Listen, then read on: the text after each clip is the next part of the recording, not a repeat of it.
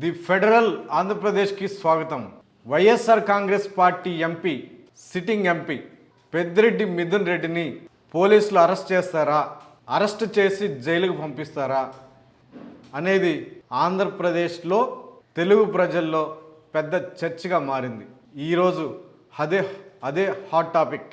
కూటమి ప్రభుత్వం అధికారంలోకి వచ్చిన తర్వాత వైసీపీ అధికారంలో ఉన్నప్పుడు పెద్ద ఎత్తున మద్యం కుంభకోణం జరిగింది.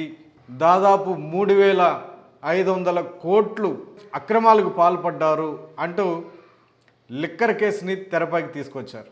దానిని విచారించడానికి ఒక ప్రత్యేక పోలీస్ అధికారుల బృందాన్ని కూడా ఏర్పాటు చేశారు. విజయవాడ పోలీస్ కమిషనర్గా ఉన్నటువంటి రాజశేఖర్ బాబుని సిట్ అధిపతిగా ఏర్పాటు చేశారు. సిట్ ఏర్పాటు చేసిన నాటి నుంచి ఇప్పటి వరకు దాదాపు 200 మంది పైగా వ్యక్తులను లిక్కర్ కేసుకు సంబంధించి విచారించారు. దాదాపు వైసీపీకి చెందినటువంటి 40 మంది వ్యక్తులను అరెస్ట్ చేశారు. వాళ్ళల్లో మాజీ ఐఏఎస్ అధికారి ధనంజయ రెడ్డి ఉన్నాడు. జగన్కి పిఏగా పనిచేసిన రాజ్ కసిరెడ్డి, కృష్ణమోహన్ రెడ్డి, ఇటీవల మాజీ ఎమ్మెల్యే చెవిరెడ్డి భాస్కర్ రెడ్డి కూడా అరెస్ట్ అయిన వాళ్ళలో ఉన్నారు. ప్రస్తుతం వీళ్ళు గత కొన్ని నెలలుగా విజయవాడ జైల్లో రిమాండ్ ఖైదీలుగా వీరు కొనసాగుతూ ఉన్నారు. వీళ్ళకి బెయిల్ కోసం దరఖాస్తు చేసుకున్న వీళ్ళకి బెయిల్ మంజూరు కాకపోవడంతో అక్కడే విజయవాడ జైల్లోనే ఉన్నారు.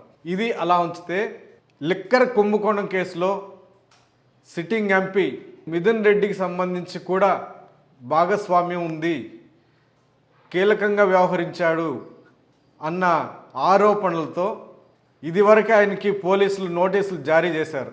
విచారణకి తప్పకుండా హాజరు కావాలని నోటీసుల్లో పేర్కొన్నారు.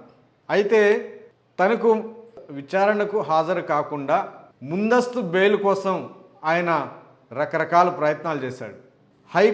ఆంధ్రప్రదేశ్ హైకోర్టుని ఫస్ట్ ఆశ్రయించాడు. అక్కడ ఆయనకి నిరాశ వచ్చింది. తర్వాత సుప్రీంకోర్టులో ముందస్తు బెయిల్ పిటిషన్ దాఖలు చేశారు. అక్కడ కూడా పిటిషన్ తిరస్కరణకు గురైంది. ఈ నేపథ్యంలో సిట్ అధికారులు విజయవాడ ఏసీబీ కోర్టును ఆశ్రయించారు. ఎంపీ మిథున్ రెడ్డిని అరెస్ట్ చేయడానికి వారెంట్ జారీ చేయాలని కోర్టును కోరితే తిరస్కరించింది సిట్ అధికారుల పిటిషన్ని. ఈ నేపథ్యంలో అటు ముందస్తు బెయిల్ రాకపోవడంతో సిట్ విచారణకి హాజరు కావాలని మిథున్ రెడ్డి భావించాడు. ఈరోజు సిట్ కార్యాలయానికి విచారణకు వచ్చాడు. దాదాపు సాయంత్రం వరకు ఆయన్ని విచారించే అవకాశాలు ఉన్నాయని పోలీస్ వర్గాల్లో చర్చ జరుగుతూ ఉంది. విచారణ పూర్తయిన తర్వాత మిథున్ రెడ్డిని అరెస్ట్ చేస్తారా లేకపోతే వదిలేస్తారా అనే చర్చ కూడా జరుగుతూ ఉంది.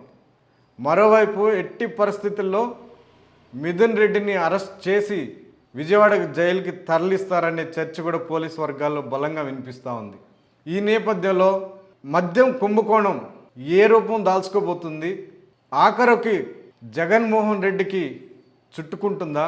మద్యం కుంభకోణం కేసులో జగన్మోహన్ రెడ్డిని కూడా అరెస్ట్ చేస్తారా అనేది భవిష్యత్తులో చూద్దాం.